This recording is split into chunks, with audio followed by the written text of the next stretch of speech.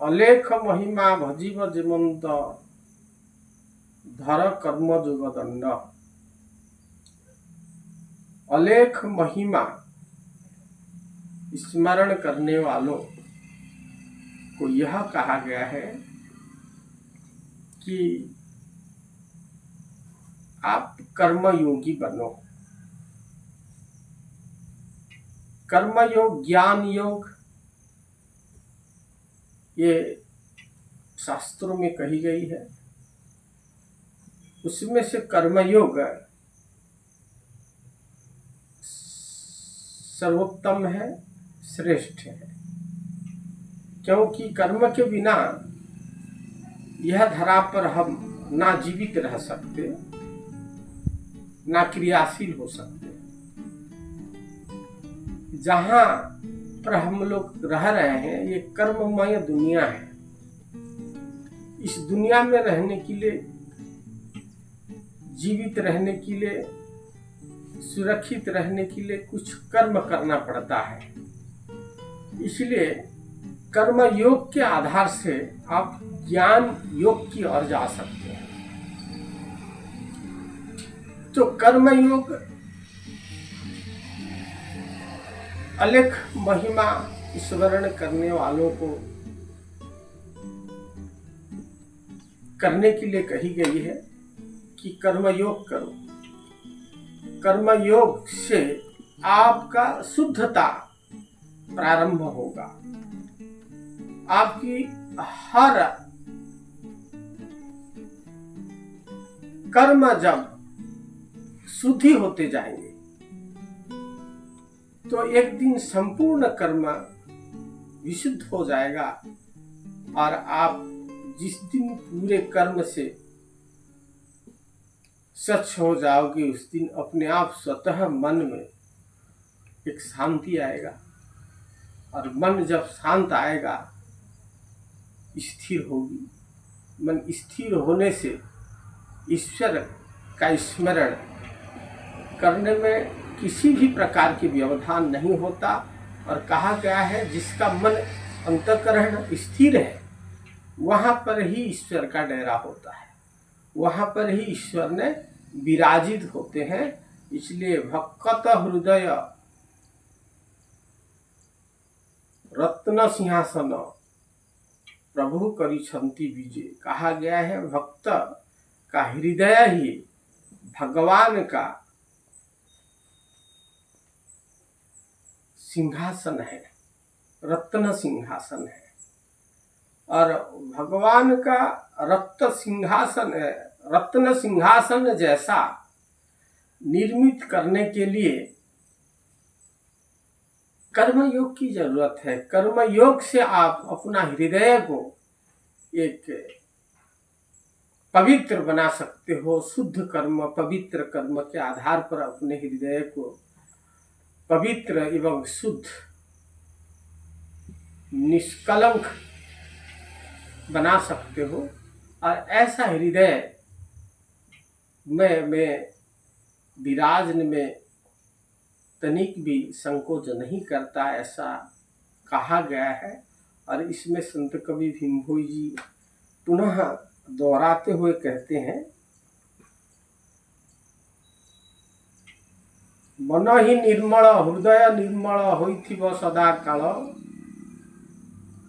अंतर भितरे कपट नथिले से अटई गंगा जल। मन ही निर्मल हृदय निर्मल होइथिब सदा काल। जिस व्यक्ति का मन निर्मल है, हृदय निर्मल है, निष्कपटी है, छलहीन है, ऐसे व्यक्ति गंगा जल के बराबर होते हैं। और गंगा जल में जो पवित्रता है, गंगा जल स्पर्श मात्र के शरीर को जैसे शुद्ध बना देती है, उसी प्रकार उसका अंतःकरण एवं बाह्य शरीर पूर्ण रूप से शुद्ध हो जाता है। इसलिए कहते हैं कि मन को निर्मल रखना ही पवित्रता है। और ऐसे निर्मल मन अपने हृदय में है, मन का आधार है हृदय। इस हृदय को एक रत्न सिंहासन जैसे बनाना है तो जरूर अपने मन को निर्मल रखना होगा प्यारे। इसलिए आइए सबसे मैं आग्रह करूँगा, हम सब एक प्रभु परमात्मा अलख स्वामी के भक्त हैं।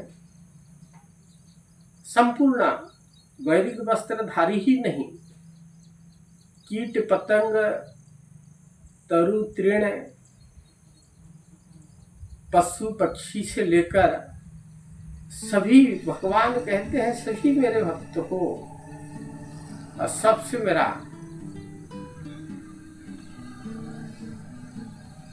प्यार है, सब मेरे ही संतान। इसलिए सभी एक विचारों से चलो,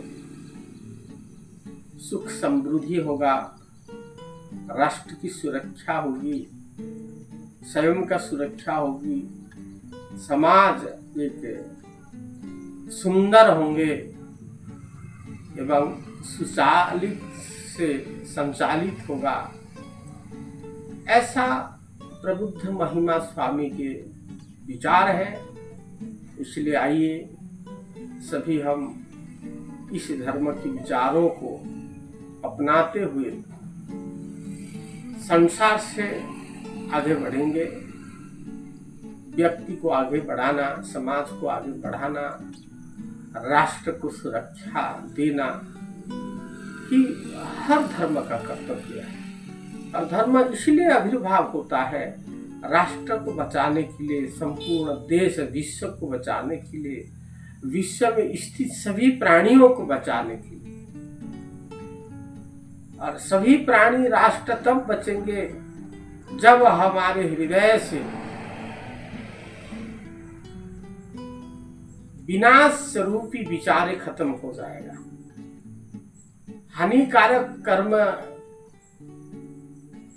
क्रियाकलापें खत्म हो जाएगी, तब जरूर स्वयं भी सुरक्षित रहेंगे, समाज भी सुरक्षा प्राप्त करेगा, राष्ट्र को भी सुरक्षा मिलेगा। ऐसा क्रिया, ऐसा आचरण को ही धर्म कहते हैं। इसलिए महिमा धर्म ये चाहती है हर व्यक्ति के आचरण पवित्र हो, एक परहितकारी सोच हो,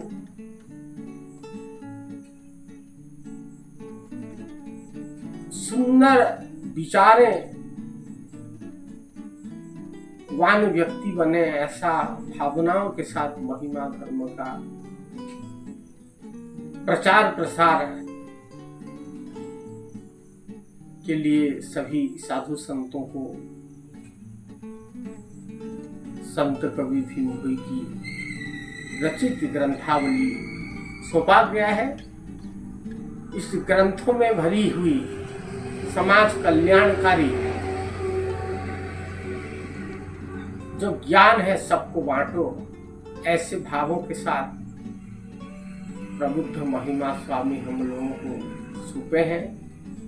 इसलिए प्यारे महिमा धर्मावलंबी सभी संतों को, सभी भक्त समाज को भी मैं निवेदन करूंगा कि जरूर ये पवित्र ग्रंथ को हम सभी के हृदय तक पहुंचाने का प्रयत्न करना चाहिए, और कर ही रहे हैं आप लोग। इसलिए आप सभी को मैं बहुत बहुत धन्यवाद देता हूं। और भी ज्यादा लोगों तक पहुंचाने के लिए आप सब काम करें।